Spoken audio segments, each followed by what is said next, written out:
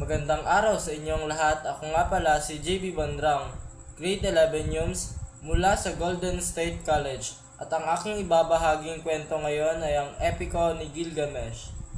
Si Gilgamesh, ang hari ng lungsod ng Uruk, na ang dalawang katlo ng pagkatao ay Diyos at ang sangkatlo ay tao. Matipuno, matapang at makapangyarihan, ngunit mayabang siya at abusado sa kanyang kapangyarihan. Dahil sa kanyang pang-aabuso, patuloy na nananalangin ng kanyang mga kasasakupan na naway makalaya sila sa kanya. Tinugo ng Diyos ang kanilang dasal. Nagpadala ito ng taong kasing lakas ni Gilgamesh, si Enkidu, na lumagking kasama ng mga hayop sa kagubatan. Nagpang-amok ng dalawa nang sila ay magkita.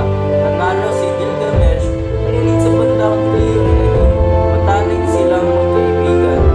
Di naglaon ay naging kasakasama ni Gilgamesh si Enkidu sa kanyang mga pagtitik at langit. Una, pinatay nila si Humbaba, ang demonyong nagpapantay sa kagubatan nang sila tinatag nila ang kagubatan. Nang tangkain nilang siraan ng dosang si Isla na nagpapahayag ng pag-asa kay Gilgamesh, pinadala nito ang tao ng kalangitan upang masakin ang pagkakaan tinatag nila bilang tapusin. Napili na Gilgamesh ang pinakamundo, hindi pinahihintulot ng mga dosang kanilang pagkakulan.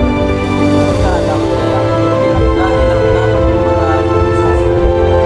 Ngayon ay si Enkidu na namatay sa matinding kakulan. Habang nakaratay si Enkidu sa matinding karamdaman, sa malang loob ay nasabi niya sa kanyang kaibigan, "Ako ang bumukod sa punong sila. Ako ang nagpatag ng kagubatan. Ako ang nakapatay kay Humbaba. Ngayon, tignan mo kung ano ang mangyayari sa akin." Araw-araw ay palala ang kanyang karamdaman. Sinabi niya kay Gilgamesh, "Minsan ay binigyan mo ako ng buhay. Ngayon ay wala na ako kahit na ano." Sa ikatlong araw ng kanyang pagkakalatay ay tinawag niya si Gilgamesh upang sagutin. Ngayon ang mahina na siya ang pagkakalatay ay sinunod sa kapangyarihan na nagkaroon sa tawag niya si Gilgamesh, "Kaibigan,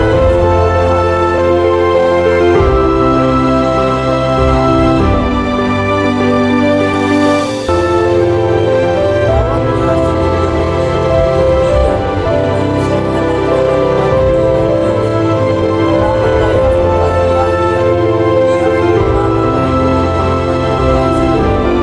Natatakot akong mamatay, ngunit maligaya ang taong mamatay sa pakikipaglaban kaysa katulad ko. Nakakahiya ang pagkamatay." Iniyakan ni Gilgamesh ang kanyang kaibigan. Pinaglusa ni Gilgamesh ang pagkamatay ng kanyang kaibigan sa loob ng 7 araw at gabi. Sa huli, pinagpatayo niya ito ng estatwa sa tulong ng kanyang mga tao bilang alaala.